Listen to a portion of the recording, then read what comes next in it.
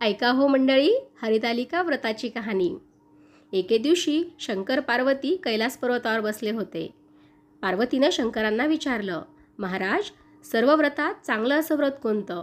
श्रम थोडे आणि फळ पुष्कळ असे एखादं व्रत असेल तर मला सांगा, आणि मी कोणत्या पुण्याईनं आपले पदरी पडले हेही मला सांगा। तेव्हा शंकर म्हणाले, जसा नक्षत्रात चंद्रश्रेष्ठ, ग्रहात सूर्यश्रेष्ठ, 4 वर्णात ब्राह्मण श्रेष्ठ, देवात विष्णू श्रेष्ठ, दद्यात गंगा श्रेष्ठ, आणि व्रतामध्ये सर्वात श्रेष्ठ हे हरितालिका व्रत।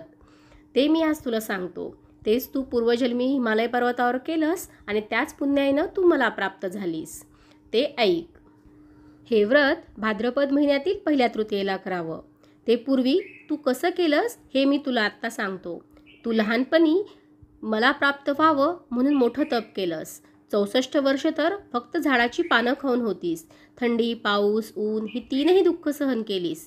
हे तुझे श्रम पाहून तुझ्या बापाला फार दुःख झालं व अशी कन्या कोणाला द्यावी अशी त्यांना चिंता पडली। इतक्यात तिथं नारद मुनी आले। हिमालयानं त्यांची पूजा केली व नारद मुनी येण्यामागचं कारण विचारलं। तेव्हा नारद म्हणाले, तुझी कन्या उपवर झाली आहे, ती विष्णूला द्यावी। ते तिचा योग्य पती आहेत। त्यांनीच मला तुझ्याकडे मागणी करण्यास पाठवलं आहे, म्हणून मी इथं आलो आहे। हिमालयाला मोठा आनंद झाला। त्याने ही गोष्ट कबूल केली। नंतर नारद तिथून विष्णूकडे आले। त्याने ही हकीकत कळवली व आपण तिथून निघून दुसरीकडे गेले। नारद गेल्यावर तुझ्या पित्यानं ही गोष्ट तुला सांगितली। ती गोष्ट तुला काही रुचली नाही, तू रागावलीस। असं पाहून तुझ्या सखीनं रागवण्यामागचं कारण विचारलं। तेव्हा तू सांगितलंस, महादेवा वाचून मला दुसरा पती करणे नाही असा माझा निश्चय आहे। असं म्हणून माझ्या पित्यानं मला विष्णूला देण्याचं कबूल केलं आहे। ह्याला काय उपाय करावा? मग तुला तुझ्या सखीनं एका घोर अरण्यात नेलं। तिथं गेल्यावर एक नदी दृष्टी पडली। जवळच एक गुहा आढळली। त्या गुहेत जाऊन तू उप केलास। तिथं माझं लिंग पार्वतीसह स्थापलंस, त्याची पूजा केलीस। तो दिवस म्हणजे भाद्रपद शुद्ध तृतीयेचा होता। रात्री जागरण केलंस। त्या पुण्यानं इथं माझं आसन हल्लं। नंतर मी तिथं आलो, तुला दर्शन दिलं आणि वर मागण्यास सांगितलं। तेव्हा तू म्हणाली, तुम्ही माझे पती व्हावं याशिवाय माझी दुसरी कोणतीही इच्छा नाही। नंतर ही गोष्ट मी मान्य केली। मी गुप्त झालो। पुढे दुसऱ्या दिवशी ती व्रतपूजा विसर्जन केलीस। मैत्रिणीसह त्याचं पारणं केलंस। इतक्यात तुझा बाप तिथं आला।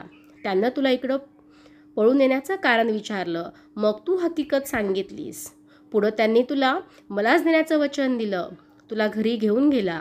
काही दिवसांनी चांगला मुहूर्त पाहून मला अर्पण केली। अशी ह्या व्रताची तुझी इच्छा पूर्ण झाली। यालाच हरतालिका व्रत असं म्हणतात। याचा असा विधी आहे, तो पुढे ऐक। ज्या ठिकाणी हे व्रत करायचे असेल त्या ठिकाणी तोरण बांधावं। केळीचे खांब लावून ते स्थळ सुशोभित करावं। पुढे रांगोळी घालून पार्वतीसह महादेवाचं लिंग स्थापन करावं। षोडशोपचारांनी त्यांची पूजा करावी। मनोभावे त्यांची प्रार्थना करावी। नंतर ही कहाणी करावी व रात्री जागरण करावं। या व्रतानं प्राणी पापापासून मुक्त होतो। 7 जन्माचं पातक नाहीसं होतं। राज्य मिळतं। स्त्रियांचं सौभाग्य वाढतं। या दिवशी बायकांनी जर काही खाल्लं तर 7 जन्म वंद्या होतात। दारिद्र्य येतं व पुत्रशोक होतो। कहाणी ऐकल्यावर सुहासिनींना यथाशक्ती वाण द्यावं। दुसऱ्या दिवशी उत्तर पूजा करावी आणि व्रताचं विसर्जन करावं।